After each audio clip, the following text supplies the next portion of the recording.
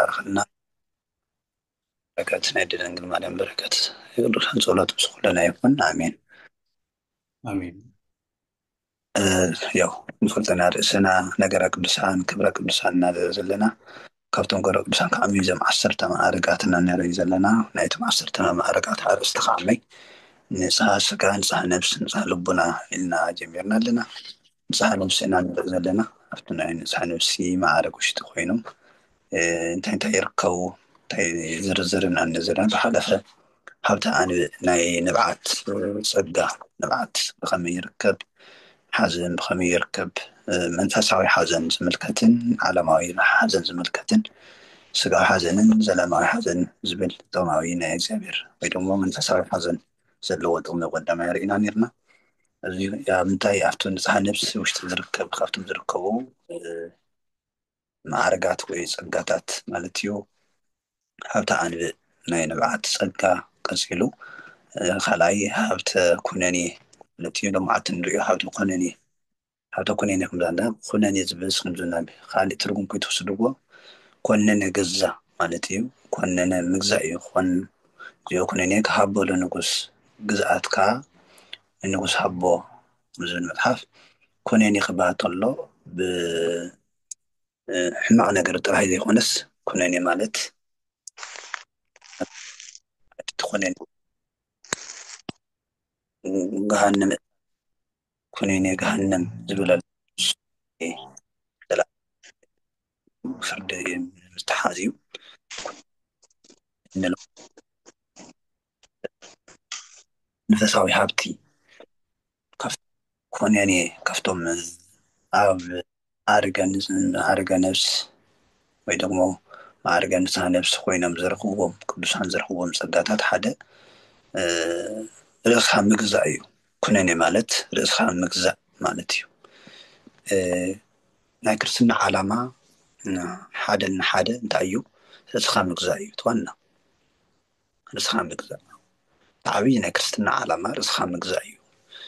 تهيز بنريو زلنا أب كريستيان يكون أب عدنا يكون أب بيت كريستيان يكون أب عالم يكون كل نريو زلنا مكرا نريو زلنا فكما مكرا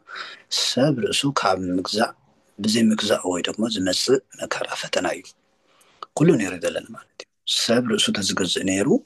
زخول فتنا زخول مكرا زخول سدة ممزن عدموني نابز عالم زي نابز مدر فايدة أي مكرا زمن أي مكرا مدر زمسأنا رأسو بزي مجزأ የመጀመሪያ ተቀዳሚ ያቦና አዳሙነይ ናብዝ ሁሉ ጸገም ዘምሰና እንታዩ ርዕሱ ብዘይ ምክዛዩ ሂዝውን ዘሎ ህዝቢ አዳም ማለት ይኻለ ይብሉ ቀዳማይ አዳም እንታይ ዓይነት ነይሩ እንታይ ዓይነት እንድሌት ነይሩ ተተባሂሉ ትሂዝ ዘሎ ስምራዩ ትሂዝ ዘሎ ህዝቢ እውን አዳም እዩ ትሂዝ ዘሎ ሰብ እውን አዳም እዩ ኩልና አዳምና እና ክርስቲያን ክልተ ዓይነት ባህሪ ኣለዎ አዳማዊ ባህሪን ክርስቶሳዊ ባህሪን ስለዚህ አዳማዊ ባህሪ ድሕረ ሸኒፉ ክርስቶሳዊ ባህሪና ናተሸነፈ ክርስትና ናተሸነፈ ናተሸርሸረ ናተዳኸመ ይኸይድ ክርስቶሳዊ ባህሪ ወይ ደግሞ በጥምቀት በውልድነት በትምህርቲ በሃይማኖት ዘረኸብናዮ ክርስቶሳዊ ማንነት ክርስቶሳዊ አካልነት ክርስቶሳዊ ባህሪ ግን ድሕረ ሸኒፉ አዳማዊ ባህሪ ናተሸነፈ አዳማዊ አተሐሳሰብ ናተሸነፈ ይኸይድ ማለት እዩ አዳማዊ ባህሪ ንብሎም ኣብቶም ናብ ክርስቶስ ዘይመፁ ክርስቲያን ዘይተባሃሉ እዩ ዘሎ ሙሉእ ንሙሉእ ኣመነ ኣሎ ናይ ኣዳም ቀዳማዊ ናይቲ ቀዳማዊ ዝወደቐ ናይ ኣዳም ባህሪ ኣበይ ኣሎ ተተባሂሉ ኣብቶም ዘይተጠመቁ ኣብቶም በክርስቶስ ክርስቲያን ዘይተባሃሉ ኣብቶም ደቂ እግዚኣብሔር ዘይበሃሉ ኣብቶም ንርስቲ መንግስተ ሰማያት ዘይተዳለዉ ኣብኣቶም ሙሉእ ባህሪ ኣለዎ እሞ ንሕና እውነይ ብትተዋሃበና ጸጋና ብዘይ ምጽናዕና ክርስቶሳዊ ባህሪ ኣብ ውሽጥና ቦታ ብዘይ ምህላው ወይ ደግሞ ሙሉእ ንሙሉእ ኣና ክቋጻጸረና ብዘይ ምኽኣል ካብቶም ናይ ክርስቶስ ባህሪ ዘይብሎም ኣሕዛብ ዝተፈለየ ይኾነ ተመሳሳሊ ኮይና ኣለና እሞ ኩነኔ ማለት ርእስኻ ምግዛእ ማለት እዩ ካብቶም ናይ ቅዱሳን ሓደ ጸጋ ርእስኻ ምግዛእ እዩ ርእሶም ይገዝኡ ነይሮም ምክንያቱ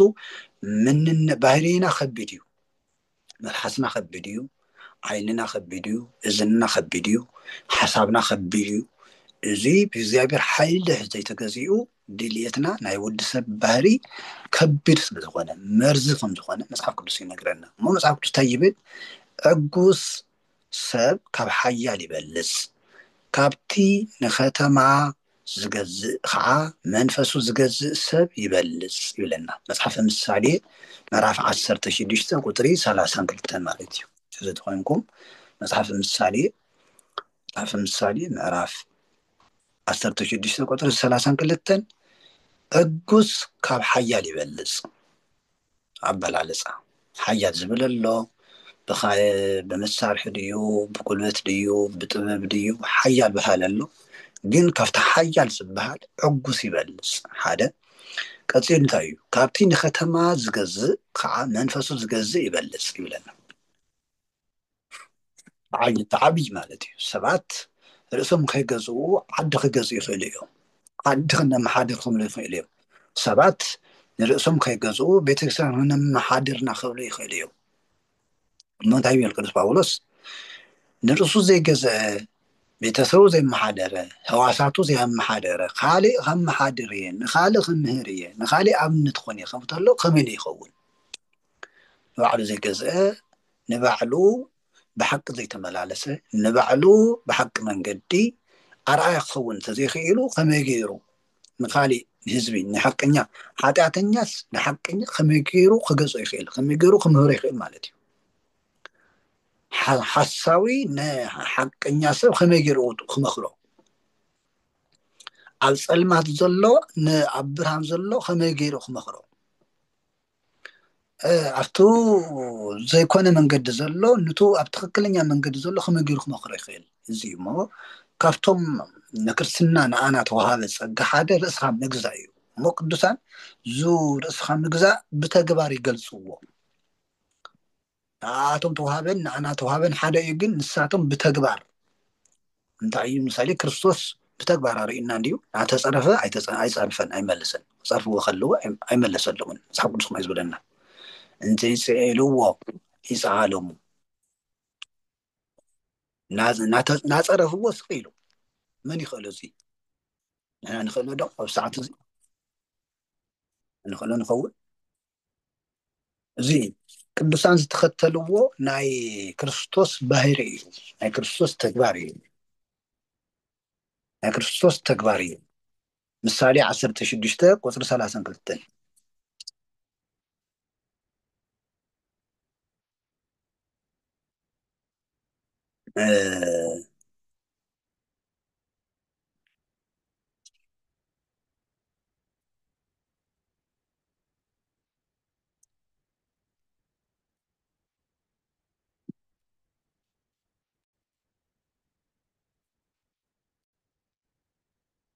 እንታይ ዝብለና ቅዱስ ጴጥሮስ ቀዳማይ ጴጥሮስ ምዕራፍ 2 ቀዳማይ ጴጥሮስ ምዕራፍ 2 ቁፅሪ 24 ንሓጢኣት ሞይትና ንፅድቂ ምእንቲ ክንነብር ንሱ ባዕሉ ንሓጢኣትና ኣብ በቲ ኣብ መስቀል ዝተሰቕለ ሰበብነቱ ፀሮ ለኢልና ክነብሎ ንስኻትኩም እውን ነዚ ኢኹም ዝተፀዋዕኹም እሞ ካብ ቁፅሪ 21 ንስኻትኩም እውን ነዚ ኢኹም ዝተፀዋዕኹም እሞ ክርስቶስ ድማ ኣሰሩ ምእንቲ ክትስዕቡ ኢሉ ንክርስቶስ ንስዕበሉ ብዙሕ መንገዲ ኣሎ ትዕግስቲ ንምሃሮ ካብ ክርስቶስ እዩ ጾም ንምሃሮ ካብ ክርስቶስ እዩ ጠቕላላ ቅዱሳን ንክርስቶስ መሲሎም እዮም ስዒቦም እዮም ዝኸዱ ኣሰሩ ምእንቲ ክትስዕቡ ኢሉ ምእንታኻትኩም መከራ ተቐበለ ኣርኣያ እውን ሓደገልኩም ንሱ ሓጢኣት ኣይገበረን ሓሰት እውን ኣብ ኣፉ ኣይተረኽበን ምስ ፀረፍዎ መሊሱ ኣይፀረፈን እዚ እዩ ትዋና ምስ ፀረፍዎ መሊሱ ኣይፀረፈን ጎይታና ኢየሱስ ክርስቶስ ክብርን ምስጋናን ስግደትን ናብኡ ይኹን እሞ 33 ዓመት እናተፀረፈ እዩ ነይሩ ወዲ ዮሴፍ ይብልዎ ዘይበልዎ የለን መሊሶ ይፈልጥ نزيك كلي نزيك نخاله بمدقمو نخاله قصة نخاله نخاله مو قدوسان زيهم ترون كنني مالت حابتو كنني ناير اسخام نجزا حفتي صقا سوهابن حدن سيو قدوسان رأسهم يقص نيرهم قصيروني فقاد سقاو ما يشنفو من نبره نسيت قدوسان كنني نولدنا قدوسان نرأسهم يقص أمو سقاو ما شنفو سقاو من نفسهم خجزة ناي نفسهم دليتهم دلا يوم كقبرو نحنا نفلت الناس سقا على هيوتنا على نفسنا عبي صنت اللو ملو نمولو خنصلي نخيلن ملو نمولو خنصومي نخيلن ملو نمولو ناي تحسنا سبات ناي فقر سبات ناي سلام سبات خنكوني نخيلن عبي تسعنو لنا سقا على هيوتنا على نفسنا ملو نمولو سرح خنسرح دليتنا ناي نفسنا دلينا خنسرح عبي تسعنو اللو يومو قدوسان ناي سقاهم فقاد عشنيفهم فقا ناي سقاهم دليت ننفس دليت خجزة خمرح ويدموس ناي سقاهم دليت بنفس دليت خمرح زقبورو بتقهات مثالي تسقدو تسأليو تصومو كل جزء مثالي ناي صورت جزء لنا شو عتجزء عصرت خمسة جزء عصرت 5 ساعات 4 ساعات مثالي كل سنة عبي خلص له كم ملائكة 4 كصلي خليه 4 ساعات كصلي خليه انتي بارزي رأسهم بمجزأهم زرخوا الصقا مالتيو مثالي قدس داويت انتي زبل وزهقو يعني بمعالته وليلته ويكون كمئس انت تكلت هوا مهازماي مزمر داويت مزمر حادة قدر 3 جميركا قترن معالتن حق زنبب ناي من حقي ناي زيابير وزهقو يعنب معالته وليلته قترن ليتن زنبب زقرمي خمينو قترن ليتن مرغى مخان ببخيل صقا دحر خيبكا يكعاليو منفساوي حافتي منفساوي صقا رزخا ناي مقزا صقا زشنف حافته دحتو يبكا يكعال قدسان يرن ويمزي 4 نمسقنو نعلو داويت انت يزبل أباركو لإግዚአብሔር بكل جزية وزله ساعتيو سعفيه لإግዚአብሔር كل جزية خمس يمسكن إيه 4 ساعات مسكن إيه مسكن أون كل جزية أفايو يقول مزمور داويت مزمور 33 قصة حدا أباركو لإግዚአብሔር بكل جزية وزله ساعتيو سعفيه لإግዚአብሔር كل جزية إذا مسكنه خما يجيرو ما يسقعو دي لتخه بنفسه فقاد قصصر سلازقبرو ناي سقعو فقاد ناي سقعو دليت بنفسه دليت قصصر سلازوعاله ويدمو نفسه سلازشنفتو ملعا سلازشن بنفسه سلازشنفه ملعاكاوي بحري ناي ملباس مالتي ملعاكاوي بحري ملباس ملايكتي عاجدهم من يوم أمسكينهم عيسلشوهم عم زميرهم عيسلشوهم دخام يسمعون مسلشاو عيسمعون እዚ እንታይ ይባሃል መንፈሳዊ ሃብቲ ርስኻ ናይ ምግዛእ ማለት እዩ ቅዱስ ዳዊት እንታይ ዝበለ መዝሙረ ዳዊት መዝሙር 131 ተዘክር እግዚኦ ለዳዊት ወለኩሉ ይዋሃቱ ዘከመ መጻ ለእግዚአብሔር ዘከመ መሃለ ለእግዚአብሔር ይሉ ብዘርዘረ ወይሆን ዋመን ለአይንቴ ወይ ድቃሰ ለከራምቴ ለአይንቴ ሲድቃሰ ይበንን ናይ እግዚአብሔር መሕደሪ ስጋብ ዝረክብ ምስ እግዚአብሔር ስጋብ ዝረክብ እግዚአብሔር ተዘይረኺበዮ እግዚአብሔር ዝግለጸሉ ቦታ እግዚአብሔር ዝሓድረሉ ቦታ እግዚአብሔር ዝዓርፈሉ ቦታ እንተዘይርኤ ከይረኣኹ ኣይድቅስን ንዕንታይ ድቃሰ ይብል በለ ቅዱስ ዳዊት ዝገርም እዩ እንዚ ዓይነ መንፈሳዊ ናፍቆት እሞ ኣብ ቤተ መንግስቲ ኮይኑ እሞ ንጉስ ኮይኑ ኣብ ዝደመቕና ነበረ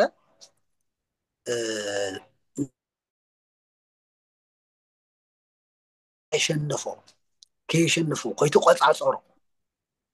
اذا علم كبري كويتو قصاصرو هليناو لبناو كي قصاصرو احنا كون نخين نصلي بزح مغنيات لنا كما قلنا خنصلي اين هزن فلطينا نقادي ايبل سرعتني ايبل እንታይ ሞ እዚ ምክንያትና ቁፅሪ ይብሉ ነቅርቦ ምክንያት ሰማያዊ ነገር ከይንሓስብስ ዝኽክልና በዓልትና ከም ምክንያት ገርና ንጥቀሞ ኣሚንናሉ ንኸይንፅሊ ከም ዝኸልክለና ጌርና ኣሚንና ተቐቢልና ከይፅልኮ ከይምሃርኮ ከይዝምርኮ እዚ ስለ ዝኾነ ኢልና እቲ ምክንያት ኣሚንና ሒዝናዮ ከይምሃር ከይፈልጥ ምክንያት እናደርደርና እቲ ምክንያት ቀዋሚ ክልከላ ኮይኑ ቀዋሚ ከም ናይ ተፈጥሮ ኣካልና ኮይኑ ሓደ ግዜ ድማ ብፅሩ ከምኡ ኢልና ከም ተፈጠርና ግና ስጋ ምሕሳብ ኣይና ሰብ በቃ ዓለማዊት ኮይኑስ ዘይፅሊ ከም ዝኾነ ገይሩ ዝሓስብ ዓለማዊት ኮይኑስ ከም ዘይፀድቅ ገይሩ ዝሓስብ በቃ ፅድቂ ማለት ቀጥታ ገዳም ኣቲኻ ፅድቂ የለን ዝበለክ ተሓሳስባ ኣሎ ናፍቲ ህዝብና በቃ ሰብ ብዓለም ተነይሩስ ክፀድቕ ኢልካ ተስፋ ይግበርን ናይ ንሱ ደኣ ንነፍሲ ሓደረንዱ ይበሃል በቃ እቲ ካልእስ ነፍሲ ይብሉ ናይ እግዚአብሔር መንግስቲ ወረስቲ እዮም ኢልና ንሓስቦ ኣብ ገዳም ዘለዉ ጥራሕ ካህናት ጥራሕ ዝፅልዩ ጥራሕ ፀሎት ናይ ካህናት ጥራሕ ጌርካ ንምሕሳብ ኣሎ እዚ ብጣዕሚ ዓብዪ ድንቁርና እዩ ዓብዪ ጉድኣት እዩ እዚ ናይ ህዝብና ውድቀት ሓደ ንሱ እዩ ኣብቲ ኣተሓሳስባና ኣብቱ ናይ ፀሎት ኣተሓሳስባና ንዓርሱ ሓደ ሰብስ በቃ ክፅሊ ከም ዘለዎስ ኣይኣምን ሓፍረት ኮይኑ ዝስምዖ ኣሎ ሓፍረት ዓርሱ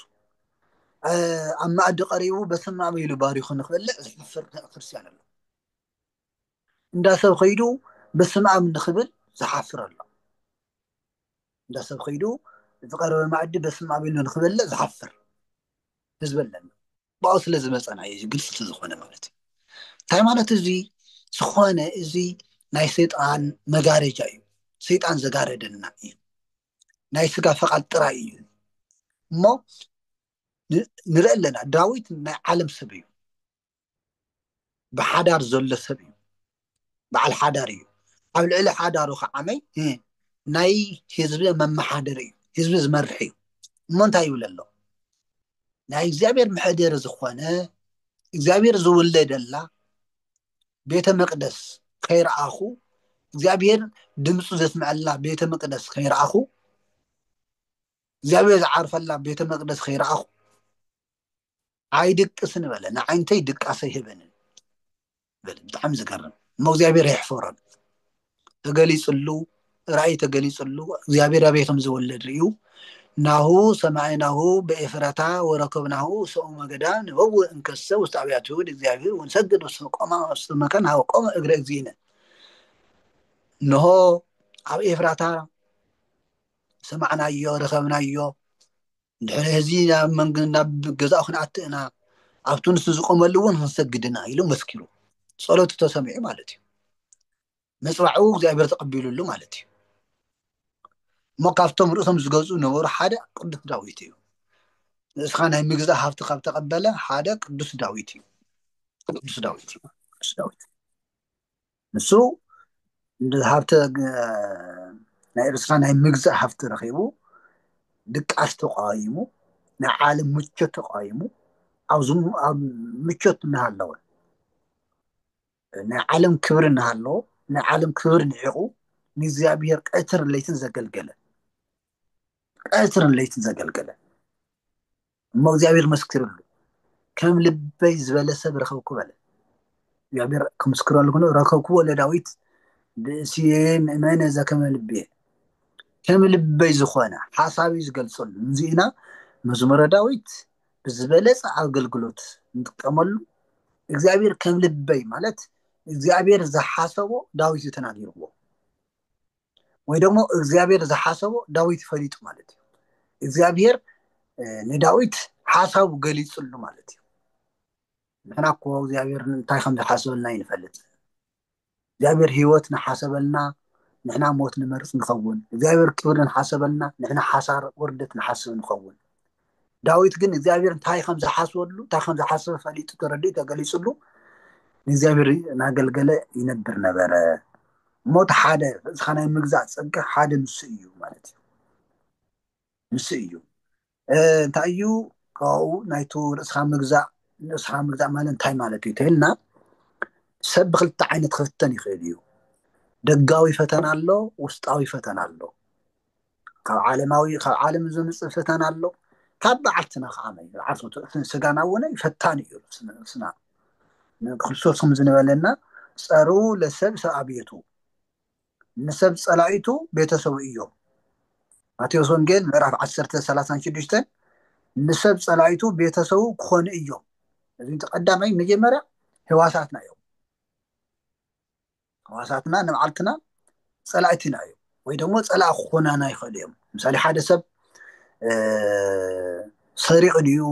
ቀቲሉ ድዩ ክእሰር ከሎ ባዕሉ ንባዕሉ እዩ ዝፀላእ ዘሎ ኣተሓሳስብኦ ንባዕሉ ከሲሱ ናብ ሓደጋ የብፅሐሉ ማለት እዩ ሓደጋ እሞ ካብ በዓልትና ዝመፅእ ፈተና ኣሎ ካብ ደገ ዝመፅእ ፈተና ኣሎ ካብ ቤተሰብ ዝመፅእ ፈተና ኣሎ ካብ በዓልትና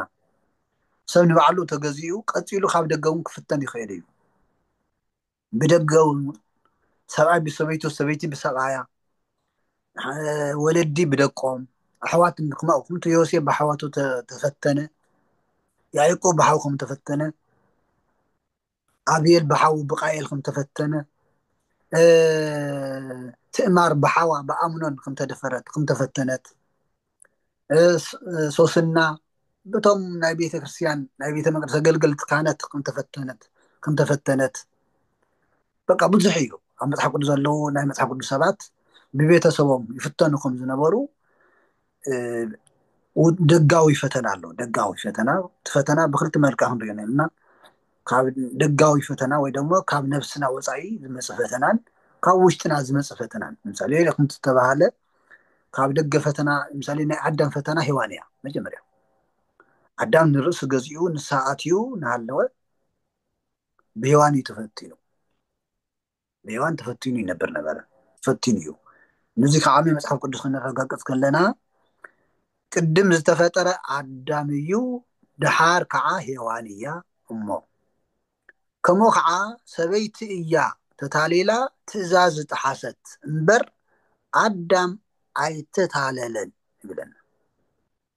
መታለሊ ኸይድዎ ነይገ ኣያታለሎን ማለት እዩ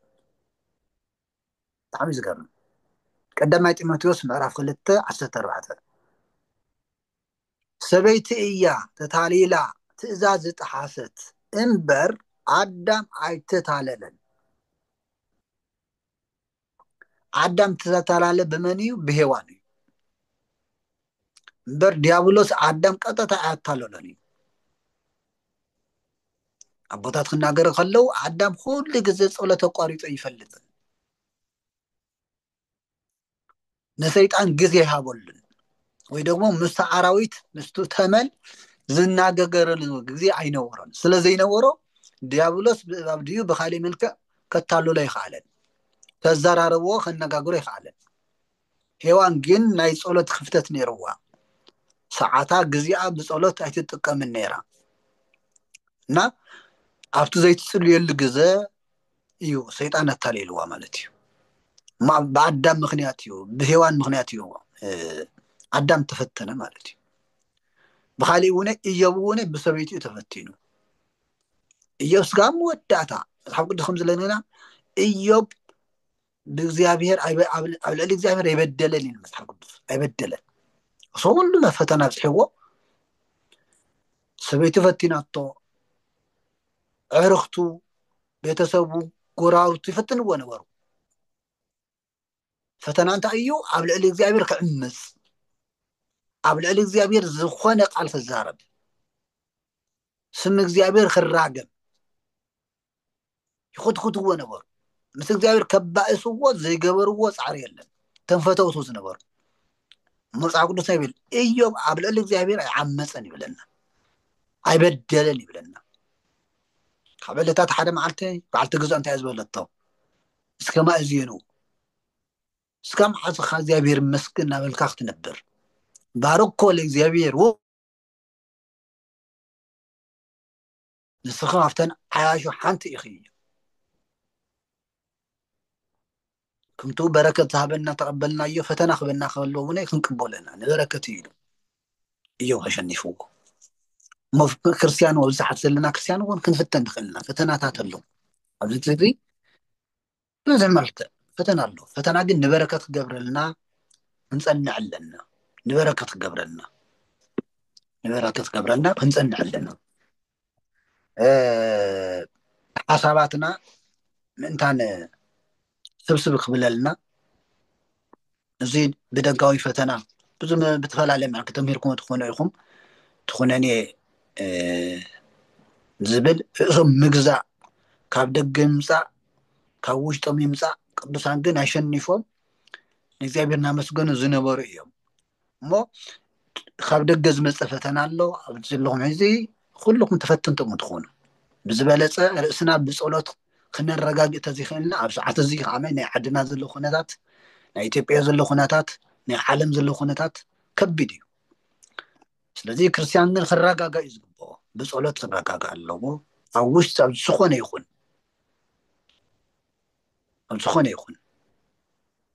ክርስቶስ ኣብዚ ዓለም እዚ ወንጌል ክምህር ከሎ ብዙሕ ፖለቲካዊ ቀውሲ ነይሩ እዩ ባእሲ ነይሩ ጦርነት ነይሩ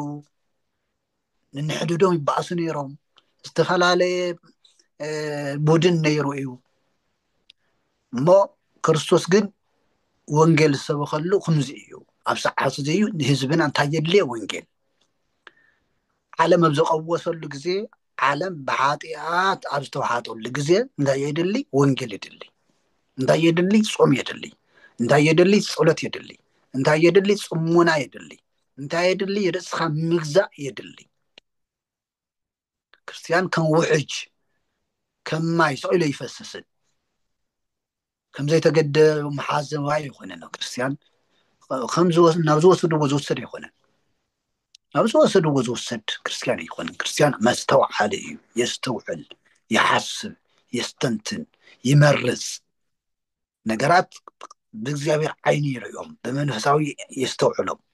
ኣስተውዒሉ መሪፁ ክናገር ከሎ መሪፁ ክዛረብ ከሎ መሪፁ ይጎድእ ዶ ይጎድእን ይጠቅም ዶ ይጠቅም ሓሲቡ እዩ ክርስቲያን ዝዛረብ ነዚ ንምርግጋፅ ቅዱስ ጳውሎስ ዝመኸረና ቃል ንሰምዕና መጽሓፍ ቅዱስ ምንታን ክትሳተፉ ክተንቡ ተደሊኹም ከንብብ ዝኸኣለ ቆላስይስ ምዕራፍ 3 ንበሉና ተንብቡ ምንታን ክትሳተፉ ኢለ እየ በይነይ ካብዚ ቆላስይስ ክተንቡ ትኽእሉ ተሊኹም ቆላስይስ ምዕራፍ 3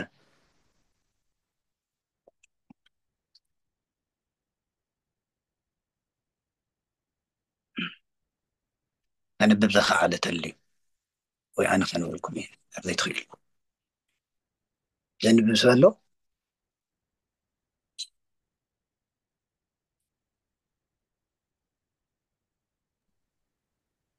ቤት ኣቦና ተዛሪቦም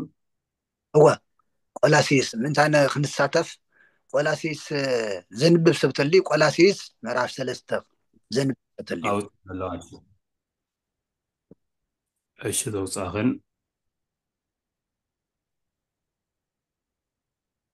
ምዕራፍ 3 ናብራ ሓረገወይ ንቐፅለ ናብራ ቅድስና እሺ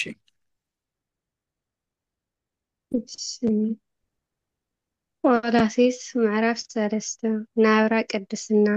እምበሃር ምስ ክርስቶስ ካብ ሞት ተስኢኹም እንተደኣ ኮይንኩም ኣብቲ ክርስቶስ ኣብ የማን እግዚኣብሔር ተቐሚጥዎ ዘሎ ነቲ ኣብ ላዕሊ ዘሎ ድለዩ ኣእምሮኹም ናብቲ ኣብ ምድሪ ዘሎ ዘይኮነስ ናብቲ ኣብ ሰማይ ዘሎ ይቕልብ ንስኻትኩም ሞይትኩም ኢኹም እሞ ሂወትኩም እውን ምስ ክርስቶስ ኣብ እግዚኣብሔር ተሰዊሩ ኣሎ እሞ እቲ ሂወትና ዝኾነ ክርስቶስ እንትግለጽ ንስኻትኩም እውን ምስኡ ብክብሪ ክትግለጹ ኢኹም ስለዚ ኣባኻትኩም ንዘሎ ምድራዊ ድሌትኩም ቀተሉ እዚ ከዓ ዝሙት ርክሰት ፍትወት ስጋ ክፉእ ትምኒት እቲ ኣምልኾ ጣዖት ዝኾነ ስስዐ እዩ ብስንኪ እዚ ነገራት እዚ ቁጣዕ እግዚኣብሔር ኣብ ልዕሊ እቶም ዘይእዘዙ ውሉድ ክወርድ እዩ ንስኻትኩም እውን ቀደም ነዚ ነገራት እዚ እናገበርኩም ትነብሩ ነይርኩም ሕዚ ግና ንስኻትኩም ቁጣዓ ንደት ክፍኣት ካብ ኣፎም ፀርፊ ዘፀይፍ ዘረባን ነዚኣቶም ኩሎምን ካባኻትኩም ኣርሕቑ። ከምኡውን ነቲ ኣረጊት ሰብነት ምስ ኩሉ ግብሩ ቀንጢጥኩም ነቲ ንፈጣሪኡ ምእንቲ ክመስል ብፍልጠት ዝሕደስ ዘሎ ሓድሽ ሰብነት ስለ ዝለበስኩም ንስንሳትኩም ኣይትተሓሳሰቡ። ክርስቶስ ኩሉን ኣብ ኩሉን እዩ እምበር ኣብኡስ ግሪካውን ኣይሁዳውን ግሩዝን ዘይግሩዝን ዝሰልጠነን ዘይሰልጠነን ኣረማውን ባርያን ጭዋን ዝብል ኣፈላላይ የለን እምበኣር እግዚኣብሔር ዝሓረዮም ቅዱሳንን ፍቁራትን ህዝቢ ከም ምዃንኩም ምሕረት ልውሃት ሕትና ሕያውነት ትዕግስቲ ልወሱ ንስንሳትኩም ተኻኣሉ። ሓደ ሰብ ኣብ ካልእ ቅር ዘብል ነገር እንተሃልይዎ ይቕረ ተባሃሉ ከምቲ ክርስቶስ ይቕረ ዝበለልኩም ይቕረ በሉ። ኣብ ልዕሊ እዚ ኩሉ መእሰሪ ፍጹምነት እያ እሞ ንፍቕሪ ልበስዋ። ናይ ሓደ ሰብነት ኣካላት ኮይንኩም ንሰላም ተፀዊዕኩም ኢኹም እሞ ሰላም ክርስቶስ ኣብ ልብኩም ይገዛእ። ኣመስገንቲ እውን ኩኑ። ቃል ክርስቶስ ብምልኣት ይሕደርኩም። ብኩሉ ጥበብ ንስንሳትኩም ተመሃሃሩን ተመዓዓዱን መዝሙርን ቅኔን መንፈሳዊ ዜማን ብልብኩም ንእግዚኣብሔር ዘምሩ። ብቃል ኮነ ወይ ብግብሪ እትገብርዎ ኩሉ ብስም ጎይታና ኢየሱስ ክርስቶስ ግበርዎ። ብእኡ ከዓ ንእግዚኣብሔር ኣብ ኣመስግንዎ። እዩ ትስማዕና ብጣዕሚ ጎበዝ ብጣዕሚ ትስማዕ ብጣዕሚ ደስ ዝብል ትዝደለኹ ሓሳብ እንታይ እዩ እቶም ቅዱሳን ንብሎም ከምዚ ዓይነት ኣተሓሳስባ ናቐተሉ እንታይ ቁፅሪ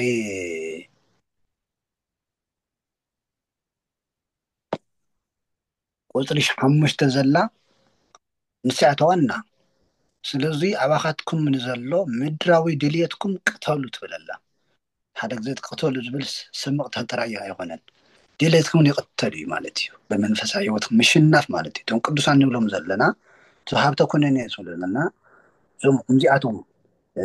ቁፅሪ ዘይብሎም ቅዱስ ጳውሎስ ዘርዚርዎም ኣሎ። ኣብ ገላትያ እውን ኣሎ እዩ። ገላትያ ምዕራፍ 5 ቁጥሪ 16 እስካብ 12 ዘሎ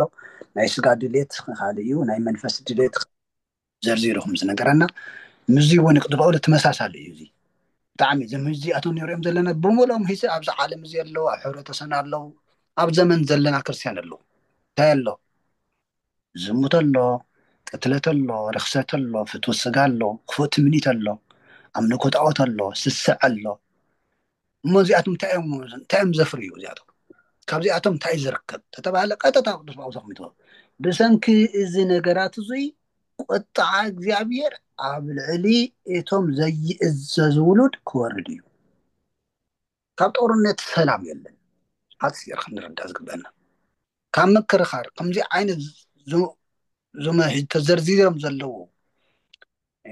ናይ ኣጋንንቲ ስራሕ ናይ ኣህዛብ ስራሕ ኣብ ክርስቲያን እንተልዮም የጥቅዑና እዮም፣ የውቅዑና እዮም፣ የቕፅዑና እዮም። ወላድ እኮ ንደቁ ዝቐፅዖም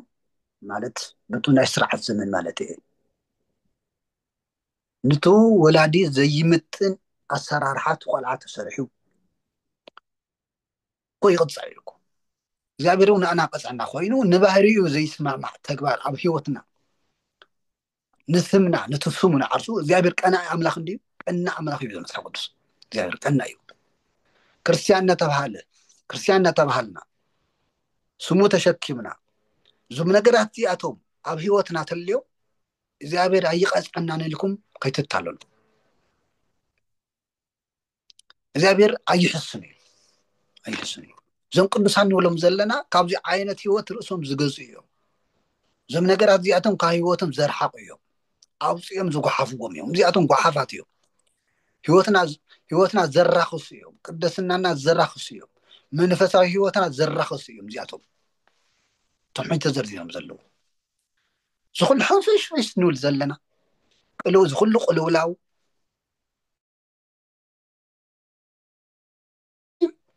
ናብ የማን ናብ ፀጋም ናብ ላዕሊ ንታሕተይ ንበል። እዞም ነገራት እዚኣቶም ስካብ ዘለዉ زمت حساسنا زياتهم سقاب زلو عالم سلام كركبيو سب سلام كركبيو كريستيان بسلام كنبريو بيت كريستيان كتسفحيا بيت كريستيان كتعبي إلى محساب بفتش ما يخون أيخون إزي ناي كريستنا عنكفاتي إزي ناي سب هلونا عنكفاتي ناي كريستيان عنكفات زياتهم يو زم عنكفات زياتهم كاب هيوتنا سقاب زي وصو هيوتنا كعبئيو كريستنا كعبئيو بيت كريستيان كتعبئيا نحنا خنبزحنا عالم خنشنفنا إلكم حساب نوري أيخوني تزرع لكو حساب قلسي ترديكم يو زياتهم زم قدسان نبلهم كاب زم تحساسياتهم زملت يوم كابانا عاب هيوتنا كهلو زي قبوه نقر تزرزيرنا الله عاب هيوتنا كهلو زي قبوه عمد تزرزير الله دس بالكم تفاولس مبار اكزيابير زحارة يوم قدسانين فقراتين هزبي كم مخانكم نحنا انتينا بإكزيابير عيني خنرأ خلنا بإكزيابير حساب خنحسب خلنا انتينا نحنا قدسانين فقراتين هزبينا نحنا بإكزيابير عين مالتي بإكزيابير لبي إكزيابير نعنا بمنتع عيني يحاسبنا بمنتع عيني يرينا بمنتع أتحساسنا يحاسبنا تتبهلنا نحنا بإكزيابير استحارنا قدسان هزبينا كم مخانكم سلزي مرات لوهات تحتنا حياونت تأجستي لبسو يعتم أهويتكم يهلو مالتي علو دي اللون خالي خوينو ستراح يخون نسخاتكم تخالو كالو لدي حادث أو كالي قير زبل نقر انتهاليو يقرأ تبهالو كم تكرستوس يقرأ زبالكم يقرأ بالو كرستوس ببعلو تحدق لنا عبسانا حدا قلنا خنوكنا يقرب لنا يو موزي أبير يقرأ خمس بلنا دحامنا يقطع نكبر قديتنا يو عبد الزي كله مأسري في الصمنات يامو نفقري البسوا لنا لو بتعم دس بنسيو نخلو خامي نسيتوانا ما حدث بالنت أكلات خوينكم نسلام تصوعهم هم سلام كريستوس عبلبهم يجزع عبا يمسي من يجزعنا هيزنا ناس تايز جزعنا زلي توانا نسل لبنا تايز جزع زلو بس دي جزع زلو سلام يجزع زلو يغرتادي جزع زلو سأل يجزع زلو نتحسساب نرددا نتحقات جزع زلو وي مفلا يجزعنا زلو انت عينت جزع زلو وي ناي كريستوس جزعتيو وي ناي شيطان جزعتي مالتي لبنا عارفو عالميو سنة عارفو عالميو لبي توانا لبي كنت تتغلايو لبنا نكرسو الحتا جزيو نكرات كلهم نقالوا لي خدو مالتيو مدس بنتايو قال كريستوس بملآت يحضركم زي عباي نغريا قال كريستوس اب لبنا حاضرنا بملآت مالت خلت تقسي ثلاثه تقسي وداس مريم توسنو مشمداد زخونس بملآت كريستوس زستمهارو تمهرت بملو بملآت خلونا ملآت سبات بملآت قال እግዚአብሔር يبلوم قال يوم تقصي زلوم تاي مالتي تقص مالتي كريستوس سلا كريستوس زمهارو زتقص سبات امبر او هيوتهم كريستوساوي هيوت زيبلو يوم ببزحت مالتي ببزحت بملآت مالت مولئنت مالتي بملآت يحضركم قال كريستوس بملآت يحضركم كريستوس زمهاروس مريصنا نتقص يخونن مالتي كمتم حدا قال እግዚአብሔር مريصهم زتقصو نسقاهم دليت نايمورهم دليت مثل تحساسهم عزامي دم تقص يخونس كريستوس زمهارو بمولو بملآتنا نقبله بملآت يحضرنا زقبو بمولو مالتي كريستوس زمهارو بمولو حضرنا زقبو بكل طبب نسن ساعتكم تمهارون زي بتعمل صباحين ساعتكم زقبروا تلكم زي قدس باولس مخريهم تفصموا زلو امهار زي عبرنا ناي تمرت ساعات وسينا معالت وسينا قالوا مسمعنا زي هذا عبي بركتي كتحقسوا له يقبع كيملطكم وني كابجو غاي كتفلي وني تنقاي ليكم نسن ساعتكم تمهارو يلنا يا تمهارون تماعدون معادنا زلنا قصيل انت ايو مزمورن قنين منفساوي زيمان بلبكم من እግዚአብሔር زمروا عبيه نجاري تتقاعدون تقبروا ويو زي ناتاتكم الدلنيا تاتكم عبيه نجاري بل بهم نزيابير زمروا بقال خانة ويبقبري تقبروا كل باسم قويتانا يسوس كريستوس كبروا بوخعا نزيابير أب أمسكنوا بتوكل يو صلنا صومنا استجبنا كريستوسم يقوم زغبوا بسمي تصليهم خجبر الكمية سلسلة لنا كريستوس بسمي تصلي هو كله اخترقوهم بسمي قناتو ናይ ክርስቶስ መከራ ዘይተሓወሶ ኣገልግሎት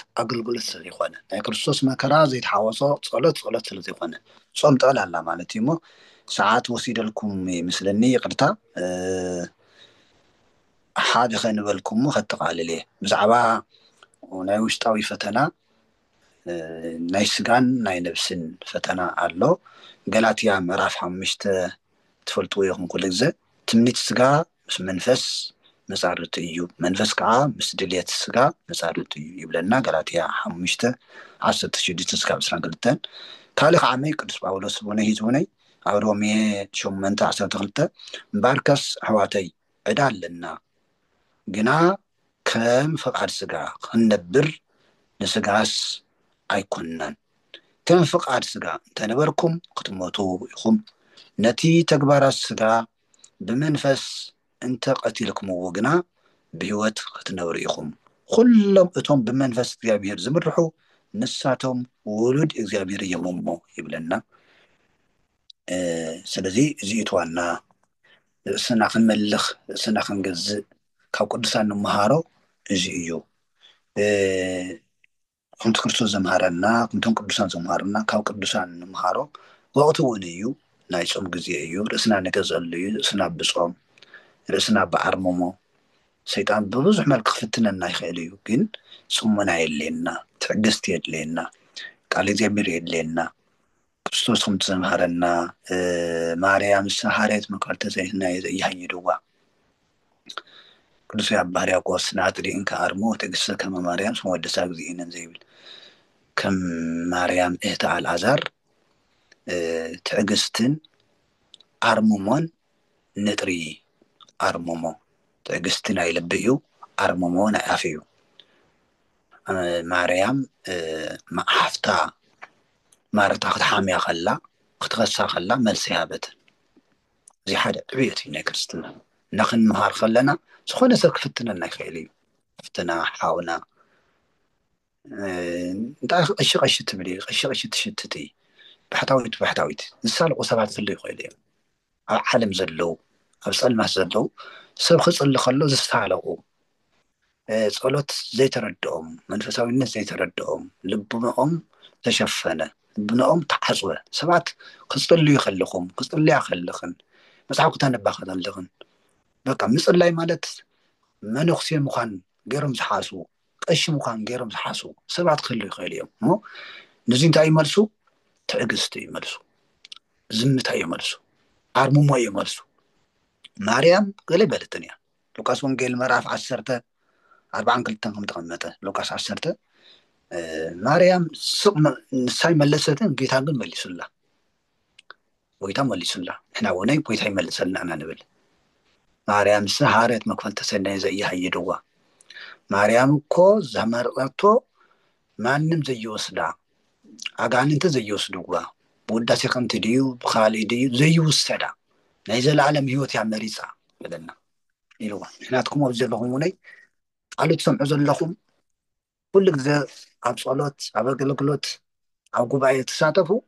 ዘለዓለማዊ ቃል ኢኹም መሪፅኩም ዘይውሰድ ቃል ሰማያዊ ሃፍቲ ሰማያዊ በረከት ሰማያዊ ጸጋ እዩ እና እግዚአብሔር ብዙ ድልየትኩም ንእግዚአብሔር ግዜ ሂብኩም ኣብ ጸሎት ኣብ ጉባኤ ክትርከቡ ከለኹም ንስኻትኩም ዘይተረድእዎ ጸጋ ክጸነኩም እዩ ጸጋ ከፍሰልኩም እዩ በረከት ሕቁፈኩም እዩ ኣምላኽና እግዚአብሔር ሰዓት እዚ ግዜ ስለዝሃበና ክብሪ ምስጋና ይብፅሐዮ ሰማዕናዮ ልብና ይሕደረና ናይ ቅዱሳን በረከት ምስኹልና ይኹን ክብረ ቅዱሳን ይሳትፈና አሜን አሜን አሜን ቃል ሕይወት የስማልና ሆሮቦና ቃል ሕይወት የስማልና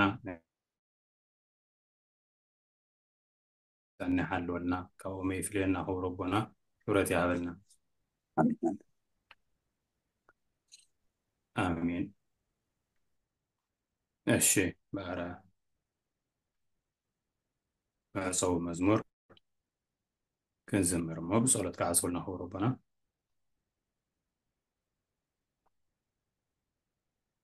ሕቶ ለዲ ካብ ዘቦና ዘምህርና ሕቶ እንተሃልዩ ንእሽተይ ክንርኢ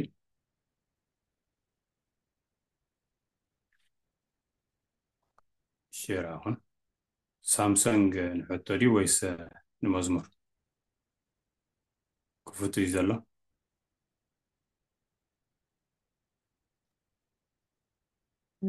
ይቅርታ ቃልዮ ተስምዐና أفتح الزول قصص بيت كرسان نيركا ولا بيت كرسان تأكيو يعني نخن بساتن ويكاب بزح جاب تصم نحنا كون بالمبر ولا بيت كرسان ونسعن ويكا تصمونس شيطان مسانا إزالو خاصة حتى ناكو جدا شيطان ساعتنا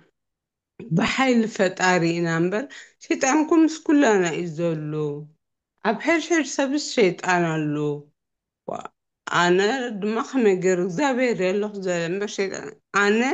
أنا بقول يلن شيطان مسا يلن أنا نقولون بسان كشيطان يلا يا ريت خلت خفتاد اللي هنا صور فضل أسأل مش أسأل بسان كشيطان يلا استقاقخو نقر يبلين أنا كل قدي እግዚአብሔር مسا እግዚአብሔር زبو ዝፋደ ለይ ነገራት ይገበረ እግዚአብሔር መስገን እንትና ሀታትክን ግን ካልኦት ክፋላት ሰባት ኮንክን ዋው አኩሉ ሰብ ሸይጣን አሉ ዝፍሉጥ እዩ ግን ንኸይድ ቤተክርስትያን ብቸርነቱ በዓሉ ዳእምበር የብለና ይበሃል ኣብቲ ፆም እውን ንጋጋ ሕጂ ናይ ቆልዑት ምግቢ ክስራሕ ንበልዕ እዚ ሸይጣን ኣሎ ኣነ ግን እዚኣ ኣይተቐበልክዋን እሞ እዛ ሸይጣን ኣብ ሕድሕድ ሰብስ ኣሎ ኩላና እዩ ዘሎ ክበሃል ተሎ ኣነ የብለይኒ ኢለ ተቃዊሙ እሞ እዚኣስ ከመይ ኩሉ ሰብ ዝበለት ሸይጣን ክብደል ይምርዓኒ የለይ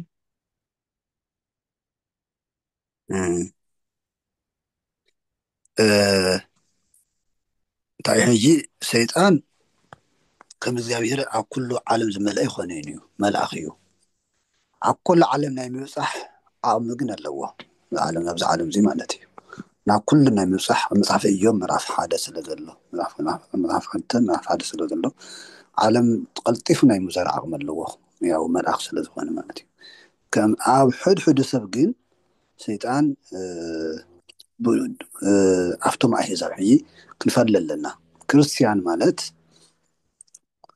ምስ እግዚኣብሔር ሕብረት ዘለዎ ፀጋ እግዚኣብሔር ዘይተፈለዮ መንፈስ እግዚኣብሔር ዘይተፈለዮ ማለት እዩ ሕጂ ምሳና ዘሎ ክርስቶስ እዩ ንሕና ብስላሴ ስምነት ተጠሚቕና ማህደረ ስሉስ ቅዱስና ንሕና መቅደስና መፅሓፍ ቅዱስ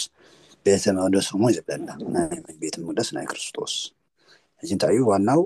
ሰብ ባዕሉ ክብል ኣነን መን እየ ክብል ኣለዎ ኣነ መን እየ ናይ ምን ቤተ መቅደስ እየ ሰብ ምሕደር እዩ ናይ ምን ምሕደር እዩ ክፈሊ ኣለዎ ኣጋንንቲ ኣብዚ ዓለመ ዘለው ኣጋንንቲ ኣብ ሰባት ክሓድሩ ከምዝኽእሉ መፅሓፍ ቅዱስ ይነግረና እዩ ኣጋንንቲ ኣውፅኣ ክርስቶስ ኣጋንንቲ ውፅኢኹም ከሎ ካብ ሰባት ይውፅኢዎም ስለዚ ኣጋንንቲ ኣብ ሰባት ክሓድሩ ይኽእሉ እዮም ኣጋንንቲ ተሓዲሮምዎ ሰብ ከዓመይ ሰብ ናይ ባዕሉ ድሌት ኣይገብርን ሰይጣን ዝደልዮ እዩ ክገብር ዝኽእል ምክንያቱ ክልተ እኒሄ ክርስቶስ ተሓዲሮና ክርስቶስ ከምቲ ሕጂ ዘንብብናዮ እቶም ደቂ እግዚኣብሔር ዝኾኑ ብእግዚኣብሔር መንፈስ እዮም ዝምርሑ ዝብለና ሕጂ ክርስቲያን ማለት ብክርስቶስ ዝምራሕ መንፈስ ክርስቶስ ዘለዎ ናይ ክርስቶስ ቤተ መቅደስ ብቃል እግዚኣብሔር ዝምራሕ ማለት እዩ እሞ ክልተ ሓሳብና ክንህብ ኣብቶም ክርስቲያን ዘይኮኑ ሰይጣን ንሙሉእ ኣሎ እዩ ምንም ችግር የብኩም ድላ እዩ ምክንያቱም ከይተጠመቁ ብክርስቶስ ከይኣመኑ ደቂ እግዚኣብሔር ክኾኑ ማህደረ እግዚኣብሔር ክኾኑ መቅደስ እግዚኣብሔር ክኾኑ ስለዘይኽእሉ እዩ ሓደ ብእግዚኣብሔር ስም ዘይኣመነ ግን ተፈሪድዎ ኣሎ እዩ መጽሓፍ ቅዱስ ሂዙ ተፈሪዱ ዘሎ እቶም ዘይኣምኑ ተፈረዶም እዮም ማለት እስረኛታት እዮም ብሓጢኣት ተኣሰሩ እዮም ብፍርዲ ተኣሰሩ እዮም ብዓለም ሓሳብ ተኣሰሩ እዮም ስለዚ እዚ ሓሳብና ምንታይ እዩ ኣብ ክርስቲያን ግን ሰይጣን ኣለድ የለን እሱ ባዕሉ ትሰብ ይስፈልጦ ትሰብ ልቡ ንመን እዩ ዝምራሕ እዩ ብመን እዩ ዝምራሕ ሓቂ ማለት እዩ ለምሳሌ ሓደ ሰብ ተሰሪቑ ሓደ ሰብ ተቐቲልዎ ብምንታይ እዩ ዝምራሕ ተባሃለ ብሰይጣን እዩ ዝምራሕ ምን ሕቶ የብሉን እዩ ግን ክርስቲያን ክድንግፅ የብሉን ንሕና ስልጣን ኣለና ንሰይጣን ክነሸንፎ ናይ ዓለም ሓሳብ ክነሸንፍ ሓይሊ ተሂቡና እዩ ስልጣን ተሂቡና እዩ ስመ እግዚኣብሔር ንዓና ጉልበት እዩ ስመ እግዚኣብሔር ናይ ስላሴ ስም ናይ ቅዱሳን በረከት ንዓና ሓይሊ እዩ ናይ ቅዱሳን መላእክት ረድኤት ንዓና ሓይሊ እዩ ጉልበት እዩ ናይ ክርስቶስ መስቀል ንዓና ሓይሊ እዩ ጉልበት እዩ ጽንዓት እዩ ስለዚ ክርስቲያን ኩሉ ኣለደ የለን ክበሃል ተሎ ናይቲ ሰብ መንነት እዩ ዝገልጾ እግዚኣብሔር ሓይሊ ከም ዝሃቦ መሳርሒ እዩ እግዚኣብሔር ሰይጣን ክነባርረሉ ንኽእል መሳርሒ ይውና እዩ እቲ መሳርሒ እንደተጠቀምናሉ ያው ሰይጣን ምሳና የለን መሳርሒና ልሕደር ቢና ጥራሕ ኢድና ተኮይንና ግን ሰይጣን ኣይቀረበን ኢልና ክንሓስብ ይንኽእል ሰይጣን ክመርሐና ይኽእል ኢልና ክንሓስብ ይንኽእል ስለዚ ክርስቲያን መሳርሒ ተሂቡና እዩ ካብ ኣጋንንት ንከላኸለሉ ኣጋንንት ነርሕቐሉ ካብ ኣጋንንት ንርሕቐሉ ኣጋንንት ነባርረሉ ሓይሊ መሳርሒ ተውሂቡና ኣሎ ካብኡ ኣፍተ ጠቃቅማ እዩ ይጥቀም ዶ ይጥቀም ተፈላላይ ማለት እዩ ተተረዲእና በዚ መልክዕ እዚ ኣኽለና ይኹን እዩ እግዚአብሔር ምስኩልና ይኹን ጽቡቅ ሓሳብ እዩ እሺ ቃል ሕይወት የስመልና ኸብሮጎና ቃል ሕይወት የስመልና ክብረት ያህልና እግዚአብሔር አምላክ በዕድሜ ምብዛን ይሃለወልና እሺ ርዱ እዩ እስከ غالي حتى ذولير الله اسك حتى سامسونج حصر بالك حتى غربي እሺ ሕፅር ዝበለት እያ የኽብረለይ ወይ ማሕበራዊ ሕብረተሰብና እዚ እግዚአብሔር ኣይፈቀዶን ዝበሃል ሓንቲ ቋንቋ ኣላ ንኣብነት ሓደ ሰብ እንድሕር ናብ ሓደ ቦታ ክኸይድ ኮይኑ ዝኾነ ነገር እንድሕር ተሪፉ እግዚአብሔር ኣይፈቀዶን እዩ ይብለካ ዳርጋ መብዛሕትኡ ሰብ ዋላ ሓሚሙ ፀበል ክሕፀብ ክኸይድ ይሓስብ እሞ ብዝኾነ ወላ ናይ ገንዘብ ሕፅረት ብዝኾነ ይተርፍ እሞ ኣይ እግዚአብሔር ኣይፈቀዶን እዩ ይብል ዋላ ሰንበት ንቤተክርስትያን ከይኸይድ ድቅስ ውዒሉ ኣይ ሎማዓንቲ ይከድኩን እግዚአብሔር ኣይፈቀደን እዩ ይብል ሕጂ ኣነ እዚኣስ ኩሉ ግዜስ እንታይ እዩ እዛ ከምዚኣ ቃልስ ሓቂ ድያ ኢለስ ኩሉ ግዜ ይሓስብ እሞ ኣቦና ኸ እዚኣ ከመይ እያ ክብል እየ ደልየ የኽብረለይ ወይ ብጣዕሚ ጽቡቅ ሓሳብ እዩ እቲ ሕብረተሰብና ያው ኩሉ ምክንያት ይጥቀመሉ መቸም ንሰብ ንምጥባር ድኽመትና ንምጥባር ዘይንጥቀሞ ነገር የለን ተተፋቲሑ እውነይ ተፋቲሖም ኣይ እግዚአብሔር ይፈቀዶን ይብሉ እግዚአብሔርማ ከሳሲ እዩ እኮ ኣይትግበር ዝበለና ቃል ፈፂምናስ ድሓር እግዚአብሔር ይፈቀዶ እንተልና እግዚአብሔር ንኸሶ ኣለና ማለት እዩ እሞ እግዚአብሔር ይተሓታት ማለት እዩ ኣብ ቤተክርስትያን ብዘይ ምኽያድና ኃጢአት ሰሪሕና እግዚአብሔር ተሓታት እዩ እግዚአብሔር ዝኸውን ዘሎ ማለት እዩ ንሕና ሒዚ ኩሉ ንገብሮ ዘለና እታ ናይ ኣዳም ምክንያት እያ ኣዳም ክሕተት ከሎ ንምንታይ ደበለ ኢኻ ተባሃለስ ሔዋን ያብልዐኒ ይበለን ተዛሃብካኒ ሰበይቲ እዩ ዝበለ ተዛሃብካኒ ማለት ንስኻ ኢኻ ተጠያቂ ማለት እዩ ነቲ ሕብረተሰብና ድኽመቱ ከይግለጾ ከይፍለጠሉ ዓፋርነት ኣሎ ሕብረት ኣሎ ውርደት ከይስምዖ እንታይ ይጥቀም ካሊእ ጉልባብ ማለት እዩ ናይ ሃይማኖት ጉልባብ ይጥቀም ናይ ሃይማኖት ጉልባብ ስለዚ ጽቡቕ ነገር ዝኾን እግዚአብሔር ግበሩ ዝበለና ነገር ፈቃድ እግዚአብሔር የድልየን ፈቂዱ እንድዩ ጸልዩ ንምጽላይ ፈቃድ እግዚአብሔር አይደለን ንምጻም ፈቃድ እግዚአብሔር አይደለን ናብ ቤተክርስቲያን ንምኻድ ፈቃድ እግዚአብሔር አይደለን ፈቃድ እግዚአብሔር ዘልድዮ እንታይ فقاد እግዚአብሔር ዘድልዮ ንምሳሌ ዘይተመርሑ ሰባት ሓደ ንክገብሮም ክልቲኦም ክጽልዩ ኣለዎም ሓደ ፈቃድ እግዚኣብሔር ኣብ መንጎኦም ክኣቱ ክጽልዩ ኣለዎም ካልእ እውነይ ትምህርቲ ድዩ ስራሕ ድዩ ክረኽቡ እውነይ ክሕግዞም ፈቃድ እግዚኣብሔር ክኸውን ንሱ እውነይ ሓደ ንሕና እዚ ንኽእሉ ፈቃድ እግዚኣብሔር ንብሎ ካብ ዓቕምና ንላዕሊ ዝኾነ እግዚኣብሔር ዘይፈቐዶ እዩ ክፈቅደልና ዝኽእል እግዚኣብሔር ዘይፈቀደልና ኣሎ ተፈቀደ ግን ተፈቂዱ እዩ ሰብ ሓዳር ከይፋትሑ እግዚኣብሔር ፈቂዱ እዩ ኣዚዙ እዩ ብሰበ ክርስቲያን ብጸሎት ተወሲኑ ክነብር ተፈቂዱ እዩ ንስሓ ክኣትዉ ተፈቂዱ እዩ ናይ ክርስቲያን ክግዝግዙ ተፈቂዱ እዩ ዝኾነ ይኹን ንሕና ንምኽንያት ንጥቀመሎም ነገራት ኣብ ዝተፈቀደ እግዚኣብሔር ፈቃዱ እንደገና ይኽእል ካልእ ፈቃድ እግዚኣብሔር ኣይኮነ ንብሎ እንታይ እዩ ንምሳሌ ሓደ ሰብ ናብ ገዳም ክኣቱ ወይ ምናኔ ድዩ ትውና ድዩ ምናኔ ኮይኑ ንሱ ንዝተኸኣሎ ስለ ዝብል ንዝተኸኣሎ እዩ ዝብል ምንኩስና ብድንግልና ምንባር ብሕትውና ምንባር ብምናን ህይወት ንምንባር ንኩሉ ስለ ዘይኮነ ንዝተኸኣሎ ስለ ዝብል ፈቃድ እግዚኣብሔር ሓቲትካ እግዚኣብሔር ምስ መለሰልካ ኣይ እግዚኣብሔር ፈቀደለይን ትብል ማለት እዩ እግዚኣብሔር ፈቀዶን ናብ ዝብል ናብ እግዚኣብሔር ፈቃድ ንመለስ ካልእ ግን ተፈቀደ ነገር እንደገና ፈቃድ እግዚኣብሔር ኣይንሓተሉን ኢና ኣይንሓተሉን ክመት ኣለኹ እንታይ እዩ ንሓተሉ ኣሎ ዘይንሓተሉ ኣሎ እንታይ ማለት እዩ ምሳሌ ሓደ ሰብ መፅሓፍ ቅዱስ ክነንብብ ተፈቂዱልና እዩ ግን ንክገልፀልና ከዓመይ ተሓሳቡ ክገልፀልና ፈቃድካ ይኹን ንብል ዝኾነ ይኹን ኩሉ ግዜ ፈቃድ እግዚኣብሔር ይኹን ንብልና ንምሳሌ ወይኩን ፈቃድካ ክንብል ከለና እዚ ዝዛረብ ዘለኹ ነቱ ነጥፍኦ ነገር ፈቃድ እግዚኣብሔር ኣይኮነን ኢልና ኣይንሸፍኖ እዩ ታውና ሓሳብ ትኻሊእ ግን ፈቃድ እግዚኣብሔር ንጠይቀሉ ዶ ትክክል ንጠይቀሉ ወይኩን ፈቃድካ በሉ ኢልና እዩ ዝኾነ ይኹን ክንጅምር ከለና ፈቃድካ ይኹን ማለት ረድኤት እግዚኣብሔር ምጥያቅ እዩ ረድኤት እግዚኣብሔር ሕግዘና ጸሎት ንገብር ኣለና ንሱ ሓደ ሰብ ንክጽልው እኳ ፈቃድ እግዚኣብሔር ክጥይቅ ኣለዎ ክበሃል ከሎ ሓይል ክህቦም እንታይ ካልእ ይብሉን ንክመሃር ፈቃድ እግዚኣብሔር ክሓተ ኣለዎ ማለት እንታይ ማለት እዩ እግዚኣብሔር ምስጢር ክገልጸሉ ማለት እዩ ምስጢር ክገልጸሉ ረድኤት እግዚኣብሔር ምድላይ ማለት እዩ ረድኤት እግዚኣብሔር ምጥያቅ ምሕታት ማለት እዩ እምበር ትኻሊእ ግን ቱ ደካማ ጎኒ ዝኾነ ነገር ናይና ድኻም ብድኻምና ሰንኪ ብናይና ሰንኪ ዝቐረየ ነገር ምስ ናይ እግዚኣብሔር ፈቃድ ክነተሓሕዞ ኣይግብአናን እዩ ሓደ ሰብ ብዙሕ ኣሎ ዝተባሃለ ሓደ ሰብ ተሓኒቑ ተመይቱ ምሳሌ በቃ እግዚኣብሔር ፈሪድዎ ንብል መዓልቲ ኣኺላ ንብል መዓልቲ ኣኺላ ማለት እግዚኣብሔር ቀቲልዎ ማለትና እዩ ወይ ደግሞ ክመውት ፈሪድዎ ማለት እዩ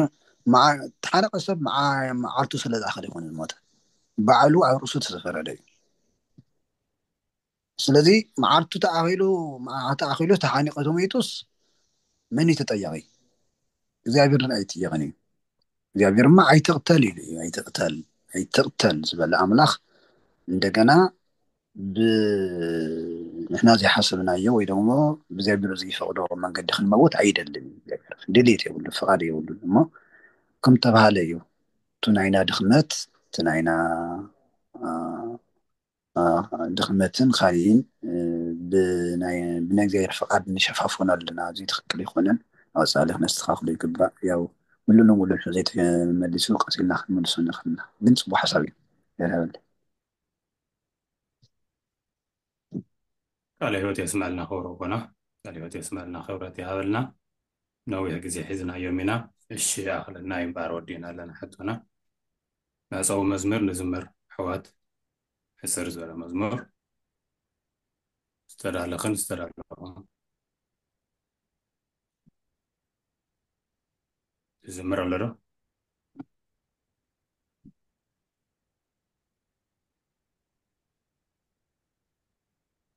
ዘሎ ይመስልን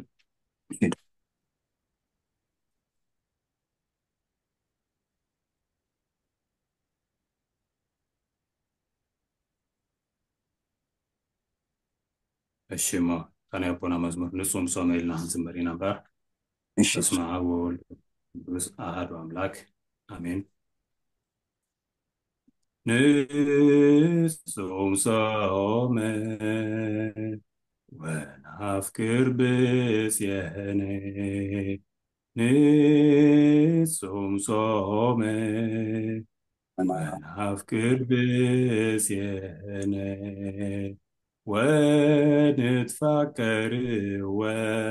ونتفكر ونتفكر ونتفكر نتفكر ببيناتنا نصوم صومي ونفكر بسيهني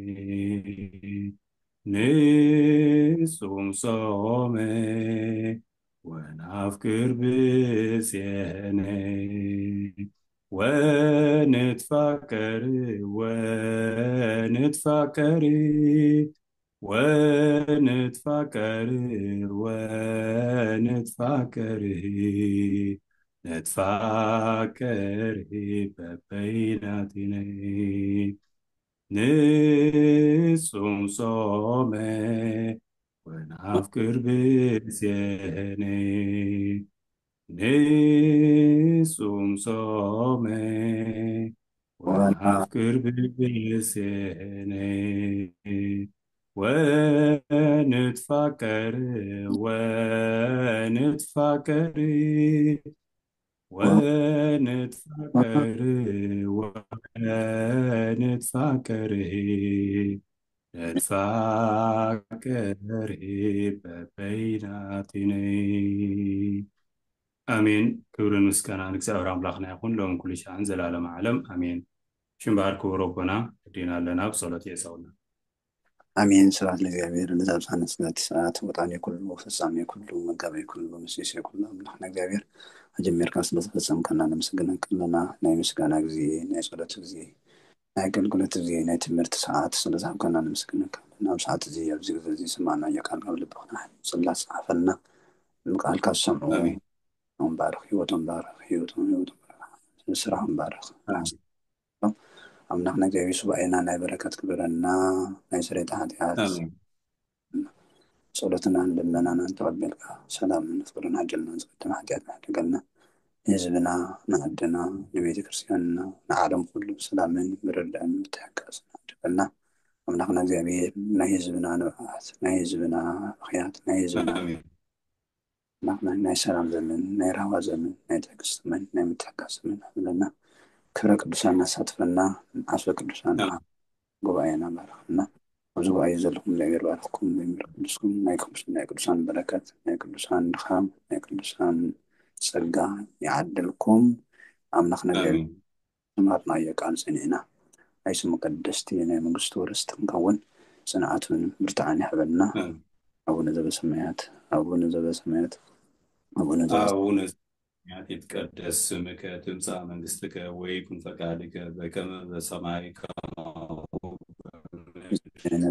لتنا هابن يوم إليك لنا أبسان ويقعنا كمان إنني إليك لتعبسنا نتابع أن نزيوه سمسة الله جنن ولا نقول لك اسم دياك يتمن قصايل وصافة عالما من بسلامة قدس كبرين من أكو زيتي مانع سلام من جرين من جورنا من زيابي سواء سلام من جورود عندي ما نصور بيوس يتبزي بزيت زيابي المسنج سالي وزني مرة بندي أنا بقول لي يسوس كم يسري من هذا كن فتحانا ونفعنا ما هاتياتكم من كل عنا المجلس سمعت فيديو ما هارنك الصوص ستكم ترزه فيديو ما هارنك الصوص فيديو ما هارنك الصوص فيديو ما هارنك الصوص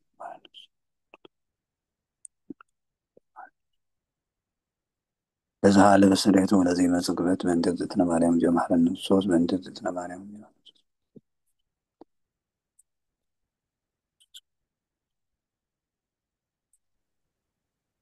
سرقاز عبير وزول زمن مسك الله بركة على زتنا مريم تلعب روزا نيات مريم تزتنا سمعت وزتنا كان من نيت وتري علم فيهم كلكم العالم عالم وتوقع من الساعة وسريعتي يسوع كريستوس لذا كان سريعتي وهاتيات هاليو بني بغير حساب بالنقار بتقبار خمسة عمل حتيات غير فتحنا غير دسكم غير باركم أمين آمين آمين يفتحنا يباركنا ربنا آمين أمين غير بارك غير يفتيك ربنا بدنا آمين. يفتحنا يوارخنا يفتح فورنا ربنا قلب تسمعنا آخرتنا يفتح تسمعنا ربنا بدنا خير يفتح ربنا ربنا أمين يفتحنا وارخنا ربنا هذه وتسمعنا الزاهر أمن في آمين يفتحنا يباركنا وربنا عليه يسمعنا يفتح آمين آمين بروح معلتي هنا لنكو ربنا خبرتي هذا آمين آمين آمين إذا يفتح يقدسكم يخبركم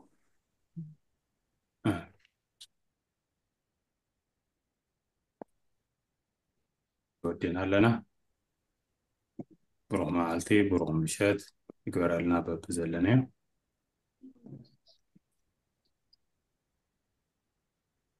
ولا تنكي على الغرب